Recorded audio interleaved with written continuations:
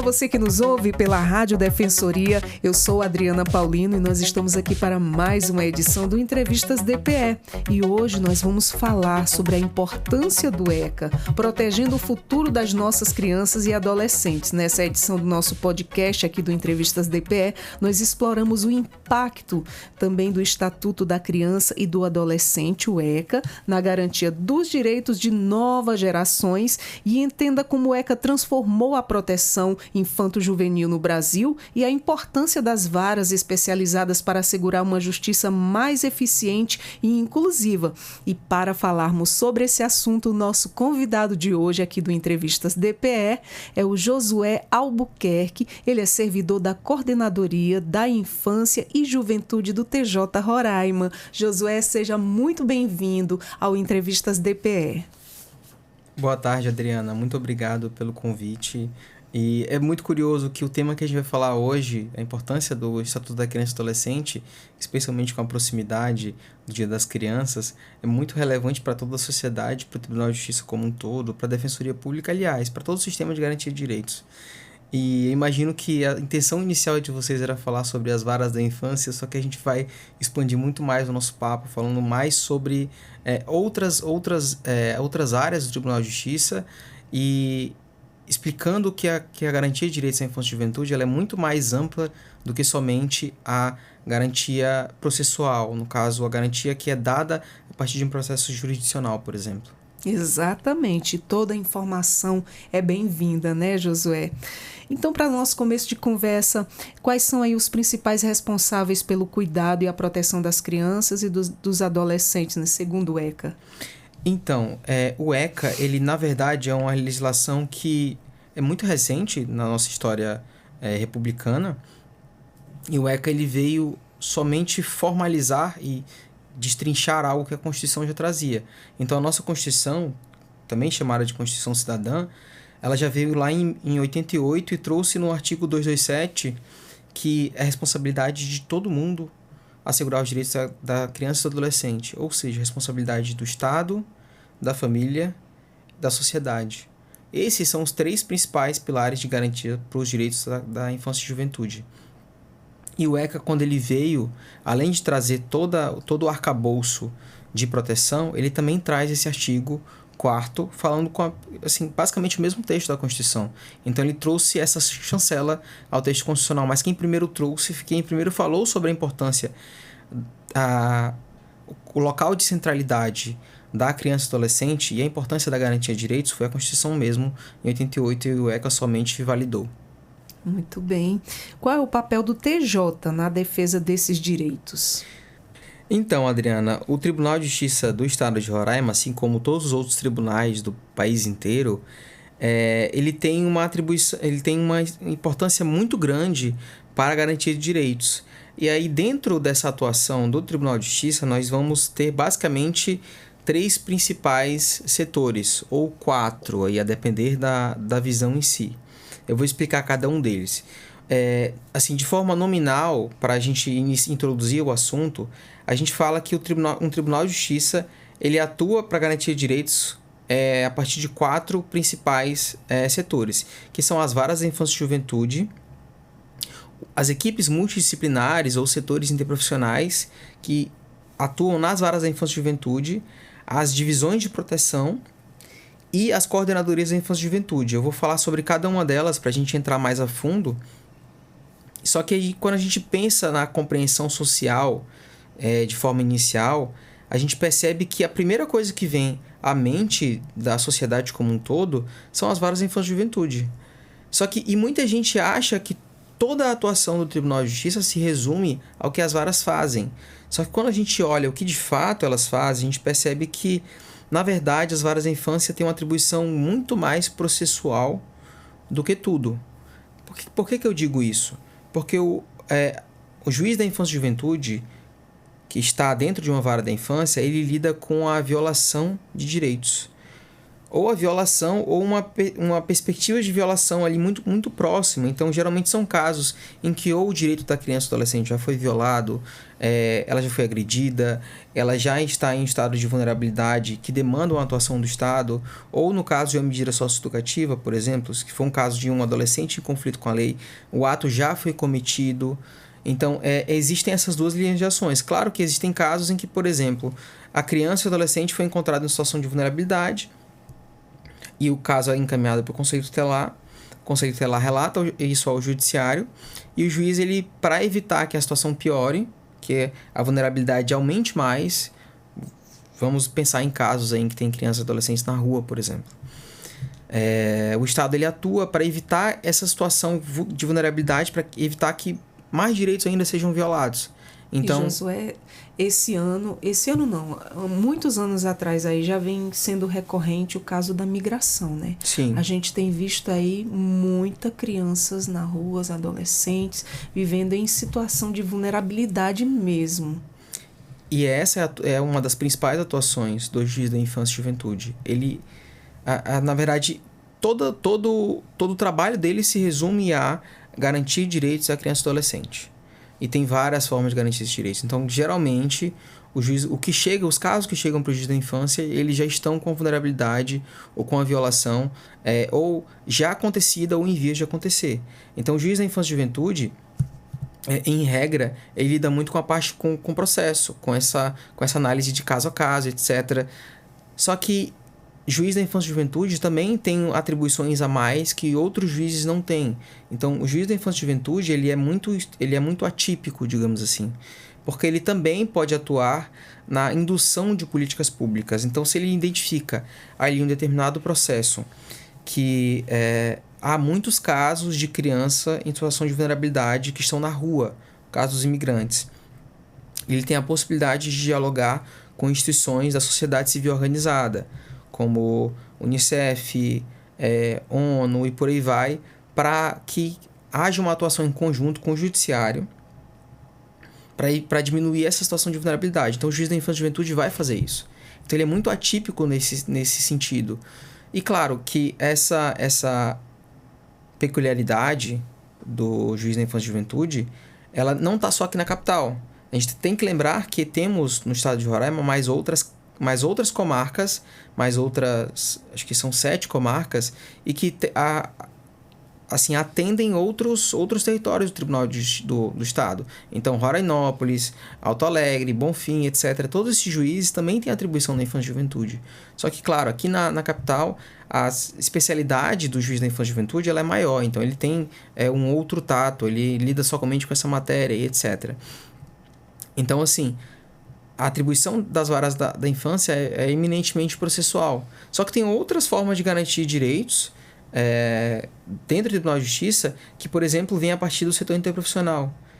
Como eu falei há pouco, já que as varas de infância e juventude, o juiz que está analisando o processo, ele lida com a garantia de direitos, ele precisa ter subsídio, ele precisa ter base para decidir da melhor forma possível. E aí que entram os estudos de caso, que quem fazem são os profissionais do setor interprofissional das varas da infância. Lá temos profissionais de psicologia, serviço social, pedagogia e psicologia, serviço social, pedagogia, isso são esses 3 profissionais. E eles analisam e antropologia. E eles analisam cada caso de forma muito única e aprofundada. Eles atendem tanto a criança ou adolescente quanto a família para entender todo o contexto que levou àquela vulnerabilidade e dar uma base melhor para o juiz decidir.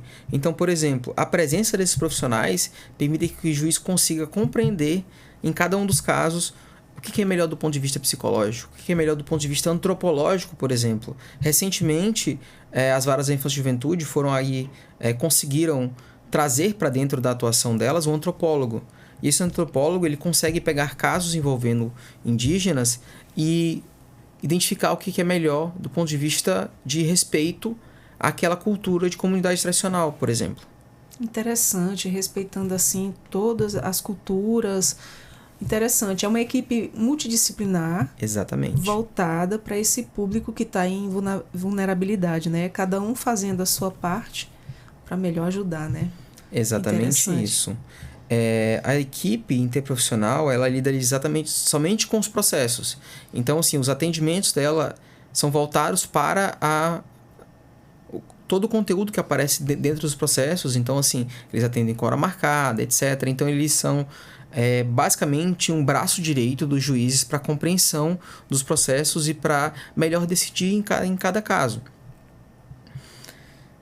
Prosseguindo um pouquinho, a gente tem um outro setor do tribunal que também é muito assim, engajado na garantia de direitos, que é a divisão de proteção. A divisão de proteção é, digamos que, um outro braço direito do juiz para conseguir executar e tomar medidas efetivas para garantia de direitos.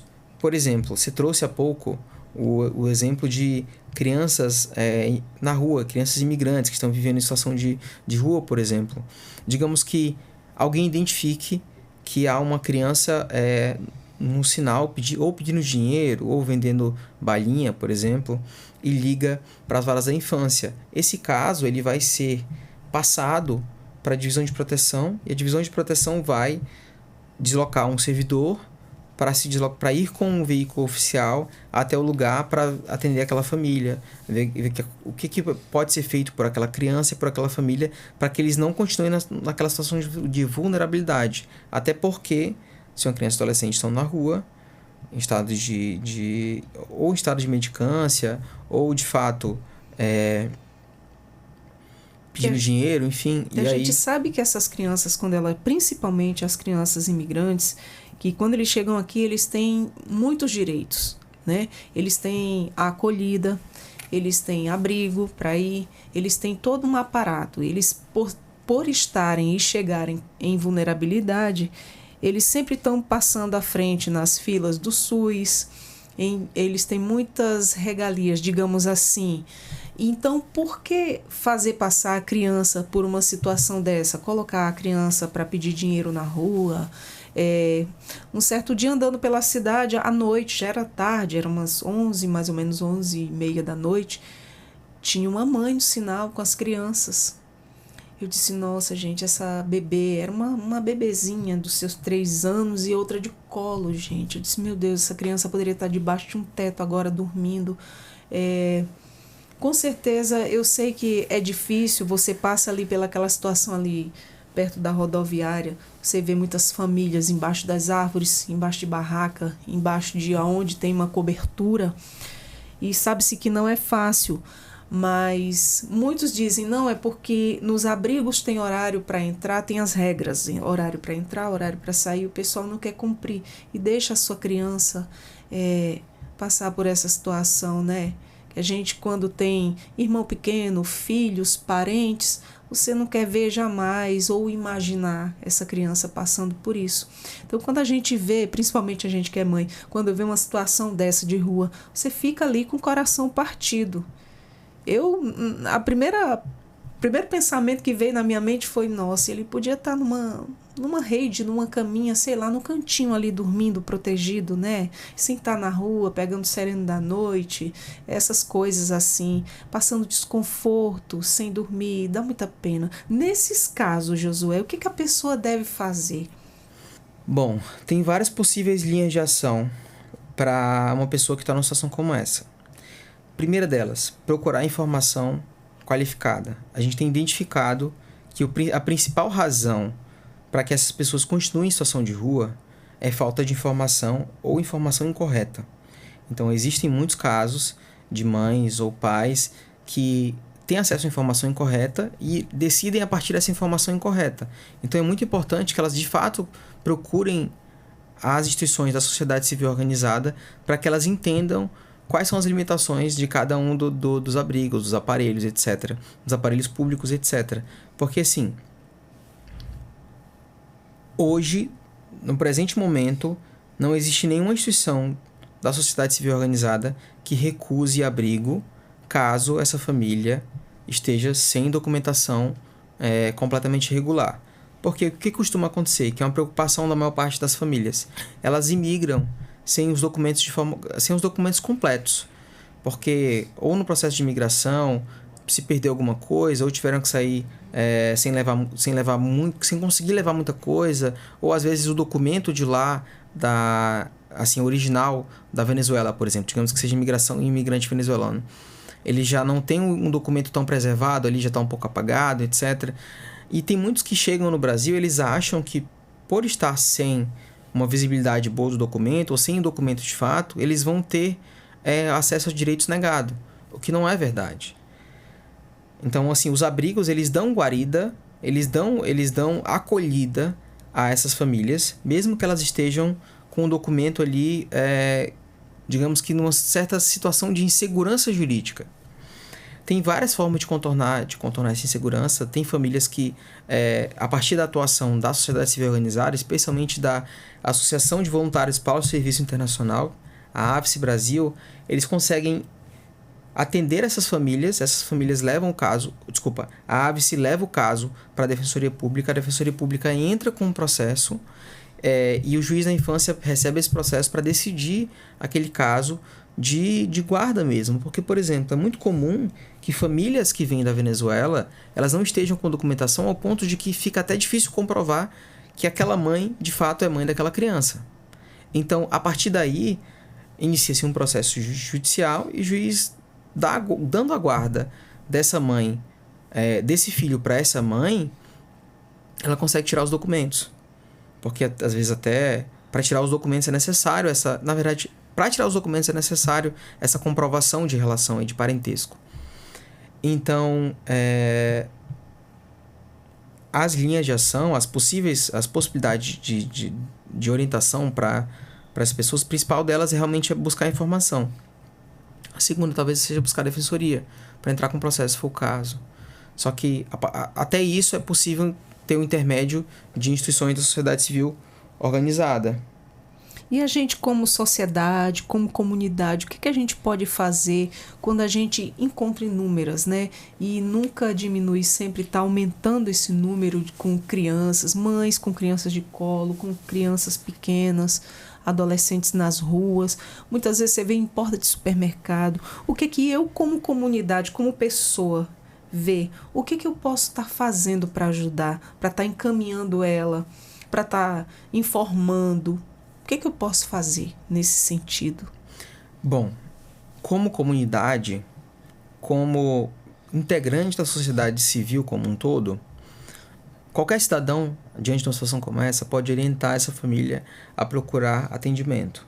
Ela pode orientar a família a procurar atendimento no CRAS, no CREAS, se for o caso. Se tiver uma violação de direitos, o CREAS ela vai atender, ele também vai atender, mas em princípio é o CRAS. Conselho tutelar, porque às vezes o conselho também consegue, especialmente se tem ali uma vulnerabilidade mais relacionada à criança ou adolescente. O conselho tutelar consegue se mobilizar para garantir os direitos também da criança ou adolescente, por extensão da família, daquela mãe, digamos assim, ou daquele pai. Consegue orientar também a buscar as varas da infância e juventude, ou principalmente a buscar a operação acolhida. Porque a operação acolhida tem uma mega estrutura de orientação e de acompanhamento dessas famílias. Então, mesmo casos de famílias em que, por exemplo, elas não conseguem vaga no abrigo, porque o abrigo está superlotado, ainda assim ela entra na fila de espera, ela tem orientação, ela tem encaminhamento, ela entra no fluxo de possível interiorização. Então, tem várias possibilidades. Só que, assim, de todas as formas, precisa haver um movimento dessa família para buscar as instituições que podem ajudá-la. Claro que é possível que um membro da comunidade, da sociedade como um todo, decida ajudar essa família nesse processo de, olha, eu te levo, enfim. Só que isso é muito mais sensível, não é todo mundo que consegue se dispor a isso. É até possível tentar dar alguma ajuda financeira, etc. Mas, assim, a melhor ajuda que se pode dar é essa orientação, essa informação em um primeiro momento. Ou qualquer outra forma de ajudar aí vai ser algo muito pessoal de cada pessoa, da sociedade, é algo muito peculiar para cada indivíduo. Inclusive, já me aconteceu. Eu conheci uma pessoa que ela estava em vulnerabilidade com 2 crianças pequenas. O que aconteceu? Ela chegou aqui, Josué, em Boa Vista, ela logo se juntou com uma pessoa daqui. Essa pessoa daqui começou a explorar os trabalhos com os filhos pequenos, colocando eles... Parecia trabalho escravo, porque era trabalho pesado para 2 crianças pequenas. Se não me engano, era um de 5 e um de 8 anos. Trabalho pesado. E ela, com medo de botar os filhos na rua, conheceu esse cara e se envolveu e foi. Passou não muito tempo e a única pessoa que ela conhecia próxima era eu. E ela vinha, nossa, o que é que eu faço? Ele tá me maltratando meus filhos, colocando eles para um trabalho que é muito pesado para eles. Colocava os meninos para capinar um quintal enorme. E aí eu disse, nossa... E eu disse, meu Deus, o que é que eu faço? E aí eu sabia da operação acolhida, né? Teve um dia que o negócio apertou. Ele tomou umas, ficou agressivo, queria bater nela e ela estava com medo dele bater nas crianças. E sei que teve um dia que ela arrumou a mala e foi para a rodoviária. Dormi para lá. Eu disse, o que eu pude fazer? Orientá-la a procurar. No que ela procurou lá... Quando ela chegou lá na operação acolhida, onde ela teve realmente uma acolhida, né? Ela teve alimento, ela teve o local para tomar um banho, para ter um pouco de dignidade. Ela foi encaminhada para um abrigo, ela ainda conseguiu. E deu tudo certo. E lá foram direcionando aos órgãos competentes para tratar cada tipo de situação, porque ela não vinha só com um problema em si, ela vinha com vários problemas. Mas eram muitos problemas. Era trabalho de menor, era abuso que ela vinha sofrendo, né? E a vulnerabilidade que ela passou a passar desde o dia que ele quis agredir ela. Então, 4 ou 5 coisas. Então, foi triste presenciar isso, mas por isso que eu te fiz essa pergunta, como comunidade, como pessoa, o que é que eu posso estar fazendo em relação a isso? Foi porque eu presenciei uma situação dessas, então, pelo fato de eu ter encaminhado, então já foi uma ajuda, né? Como você diz, nem todo dia todo mundo está disponível, todo mundo tem suas ocupações, suas atribuições, então nem todo dia você pode estar ajudando. Então uma informação às vezes salva vidas, uma informação às vezes faz toda uma diferença, principalmente para eles que estão chegando aqui, né?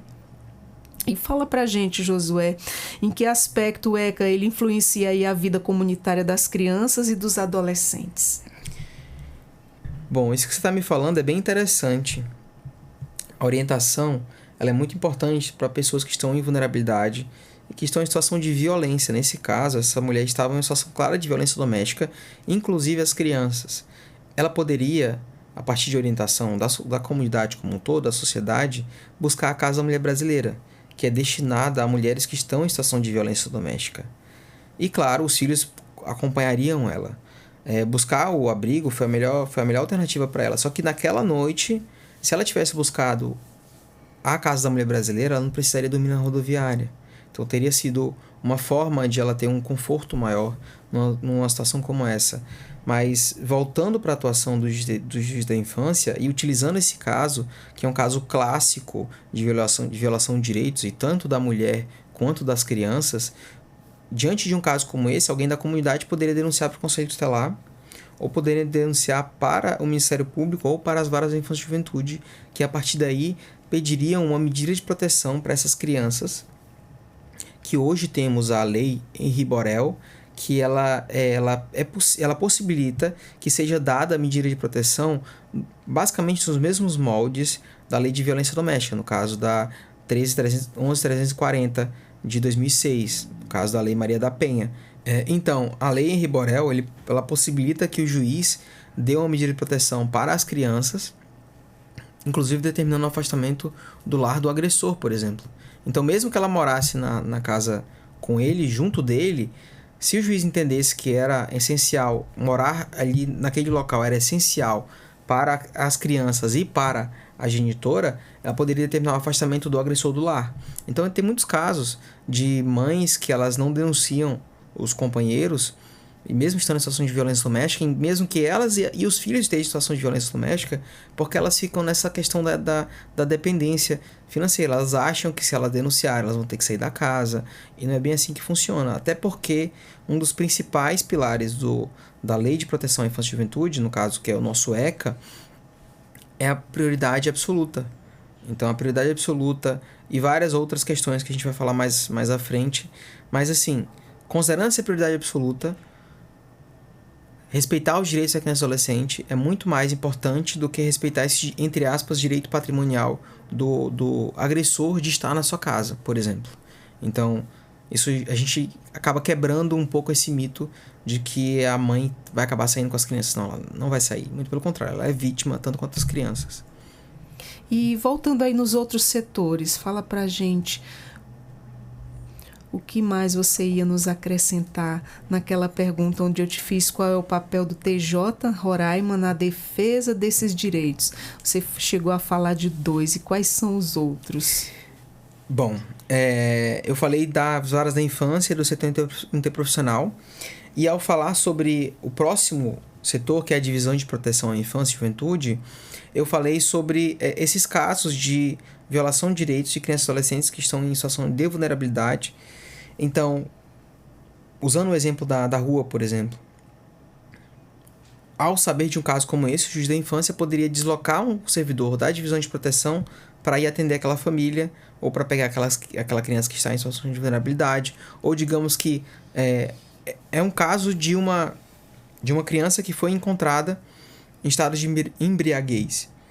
Ao saber disso, o juiz da infância pode determinar que o agente da divisão de proteção, o agente de proteção, ele se desloque até onde essa criança está, faça o atendimento, leve ela para o abrigo, se for o caso, para o acolhimento institucional, ou para os atendimentos na delegacia e por aí vai. Então, digamos que é um braço mais executivo do juiz, é um braço que ele atua de forma mais prática, de forma mais...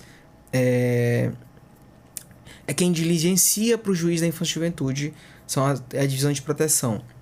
E aí, passando para o outro setor, que é um setor de atuação muito mais ampliada, a gente vejamos que até aqui a atuação ela é muito caso a caso. Ela é muito, de fato, da violação de direitos, de cada caso em si, de como que cada caso demanda atenção, como cada caso vai ser tratado, vai ser manejado pelo judiciário. E quando a gente avança para uma instância um pouco superior, na garantia de direitos da infância e juventude, na atuação do Tribunal de Justiça da Infância, na atuação do Tribunal de Justiça, a gente chega à Coordenadoria da Infância e Juventude. A Coordenadoria da Infância e Juventude é o setor onde eu trabalho. Lá, nós somos assessoria direta da presidência do Tribunal de Justiça e também somos assessoria de todos os juízes da infância e juventude, da capital e do interior. Então, a gente lida com tudo que envolve a infância e juventude sobre um ponto de vista macro, sobre um ponto de vista geral do estado inteiro. Então, enquanto cada vara da infância e juventude lida somente na sua circunscrição, ali na sua unidade jurisdicional e na sua competência, por exemplo, o juiz da primeira vara da infância lida somente com o que é distribuído para a primeira vara da infância. O juiz da segunda vara da infância lida somente com o que é distribuído para a segunda vara da infância. O juiz de Pacaraima só com o que chega em Pacaraima. Então, diferente desses juízes, a coordenadoria lida com o que é do estado inteiro. Só que do estado inteiro, não sob o ponto de vista judicial, mas sob o ponto de vista de administrar a execução das políticas públicas e de induzir políticas públicas que melhorem a garantia de direitos no estado inteiro e melhorem também a prestação jurisdicional. Então, a coordenadoria da infância é um setor que lida muito com projetos. Então, nós lidamos muito com projetos. A gente administra, por exemplo, a gente lida com sistemas amplos. A gente costuma avaliar como que está os índices de adoção no estado inteiro, como que estão os índices de prática de atos infracionais, por exemplo. A gente lida de como que estão o cadastramento de alguns processos, se os processos estão chegando, processos de adoção, por exemplo, estão chegando ao Sistema Nacional de Adoção. A gente lida com metas do Conselho Nacional de Justiça. Então, a gente lida com com várias questões administrativas mais amplas mesmo do Estado como um todo. Muito bem. Josué, fala pra gente aí quais são as ações e os projetos realizados pela Coordenadoria da Infância e da Juventude do TJ Roraima para a proteção dos jovens e adolescentes. Então, Adriana, a coordenadoria tem uma atuação muito ampla, muito mais ampla do que se pensa. Muita gente confunde a coordenadoria com as varas da infância e, de fato, são setores muito diferentes, tanto que a nossa vinculação no tribunal ela é distinta mesmo, embora nosso juiz coordenador seja também juiz da infância, o Dr. Marcelo Lima de Oliveira, ele é juiz da 2ª Vara da Infância, mas ele também é juiz coordenador da Infância e Juventude do Estado como um todo. Na coordenadoria, a gente tem dividido nossas ações em 4 eixos principais, mas aí, esses dias, literalmente na última semana, surgiu um 5º eixo. Nesses eixos, temos atuação para o sistema socioeducativo. Então, nessas atuações para o sistema socioeducativo, temos projetos como o Sócio Educacine, que é um projeto bem recente, super novo, assim, e com uma roupagem muito moderna, que é a gente utiliza cinema para falar sobre questões no socioeducativo, para trazer temas importantes para os adolescentes. Para chamar a atenção, né? Sim, para chamar a atenção deles para questões culturais, para questões sociais, para questões psicológicas e para induzir, inclusive, eles a falarem mais sobre sentimentos, para falarem mais sobre si, porque às vezes a gente tem percebido isso nas exibições, eles não são estimulados a pensar, a refletir, a se voltarem para dentro de si mesmos, para pensar criticamente sobre as próprias vidas. Então, a gente tem percebido, a partir das poucas exibições que tivemos, só 2 até o momento, de que a gente tem conseguido fazer com que eles comecem um movimento de pensar criticamente. Exatamente, uma forma de instigar, fazer com que a criança ela possa se expressar e até se expressar naquela situação que ela está vivenciando, né? Uma forma muito inteligente de trabalhar esse públicozinho-alvo aí, que são as crianças e os adolescentes. É que nesse caso, eles são só os adolescentes que estão no sistema socioeducativo. A gente só... existe uma distinção também, né, dentro da legislação infanto-juvenil, de que somente é possível de ter uma medida socioeducativa em meio fechado quem for adolescente. O adolescente é só acima de 12 anos. Então, o nosso público no Socioeducacine, nesse projeto do eixo socioeducativo, são somente adolescentes. Dentro desse eixo do socioeducativo ainda temos algumas outras ações. Fortalecimento da horticultura dentro do CSL. Dentro do CSL eles têm uma horta lá que eles não conseguem uma constância muito grande de manutenção dessa horta, então a gente percebeu a importância de tentar ajudar eles a fortalecerem essa horticultura, até para que os adolescentes eles continuem ali fazendo essa horta, alimentando, regando, etc. Então a gente conseguiu inclusive uma parceria de diálogo com o IATER, para o IATER fornecer sementes, fornecer capacitação, ir lá conversar sobre as melhores técnicas de cultivo, etc. Então, assim, a gente está, inclusive, entendendo forma de expandir essa atuação.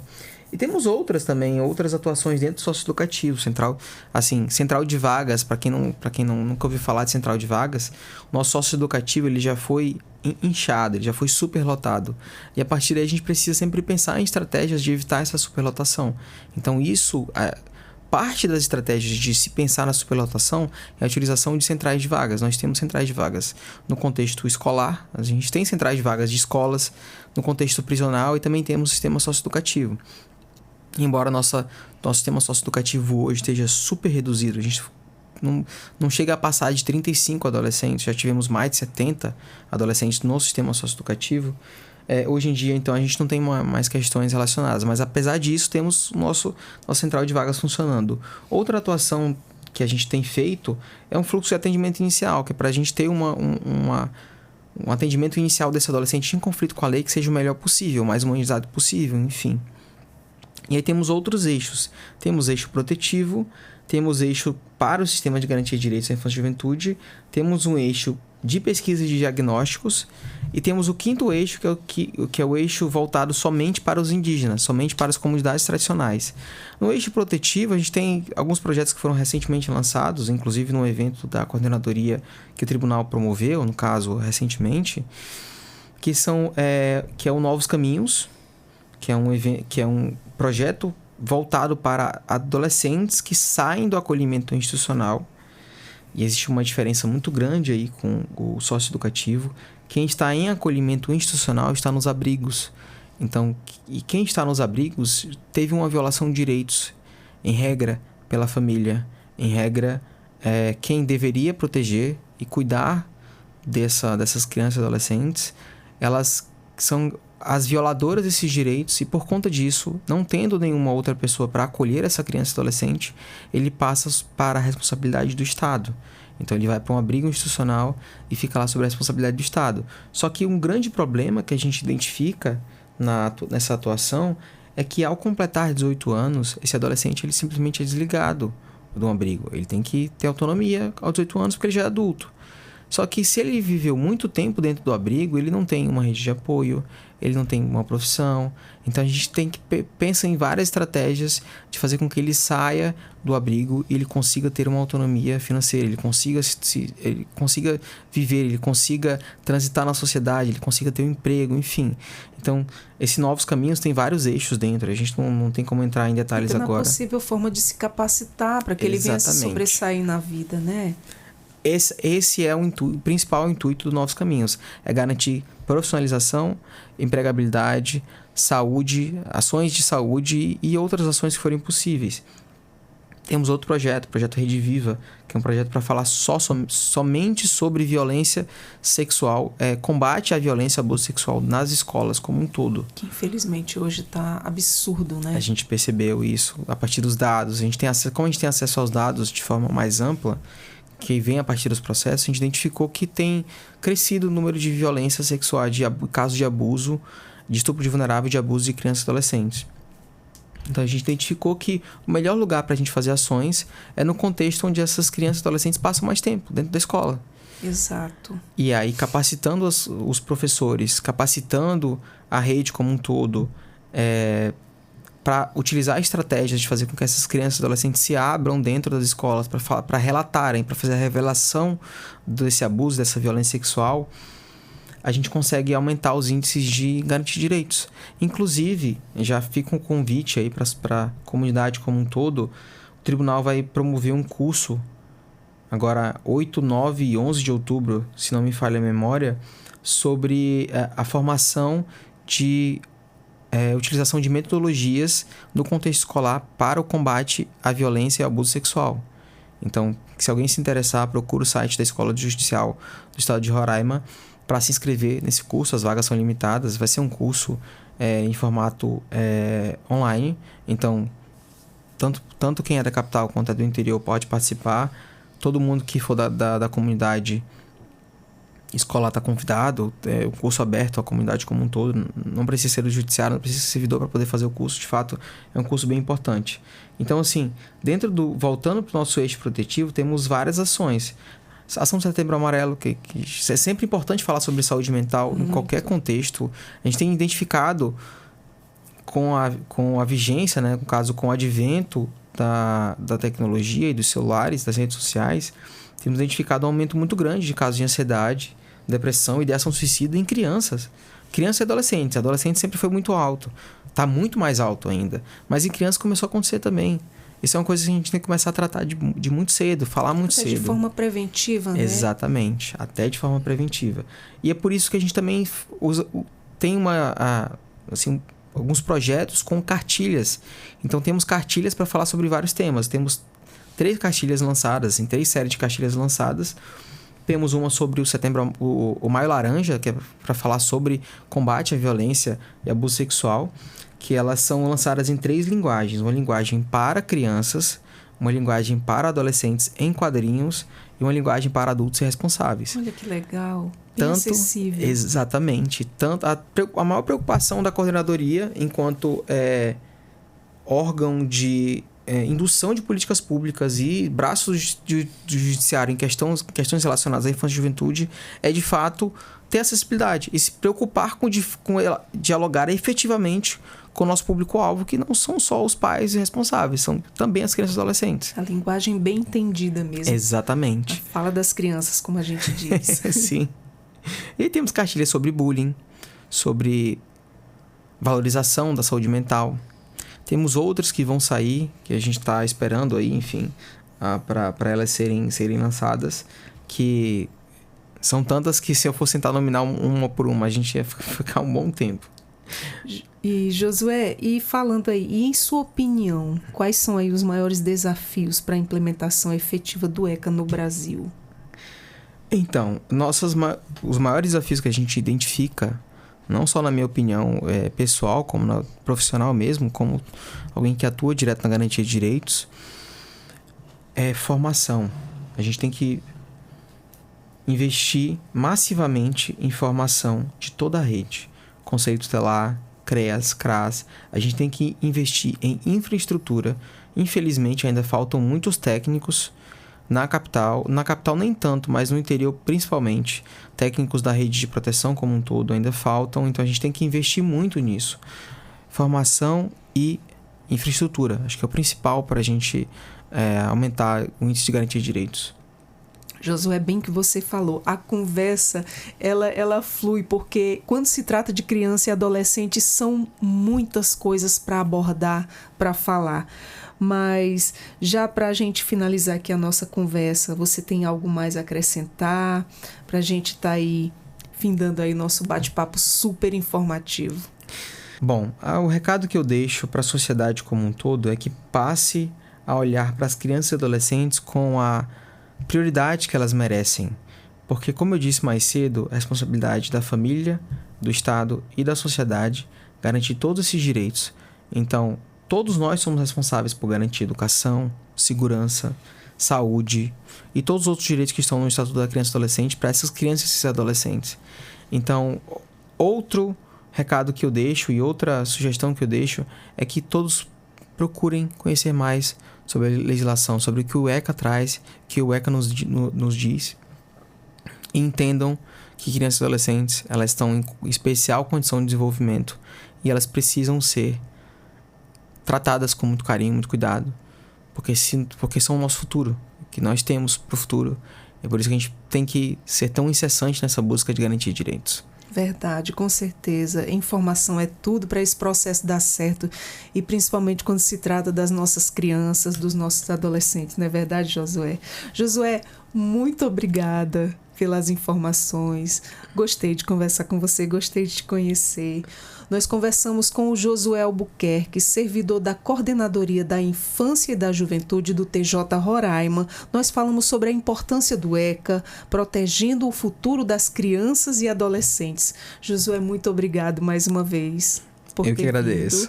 Entrevistas DPE está sempre de portas abertas. Sempre que quiser trazer mais informações para a gente, será sempre bem-vindo. Muito obrigada. Obrigado. E nós vamos ficando por aqui com mais um Entrevistas DPE. Para você que nos acompanhou, muito obrigada. Eu sou Adriana Paulino. E para você acompanhar aí os nossos conteúdos, você basta digitar aí Defensoria Roraima, Entrevistas DPE, Deezer, Spotify e YouTube. Lá estará os nossos conteúdos com muita informação para você. Muito obrigada. Até a próxima. Tchau, tchau.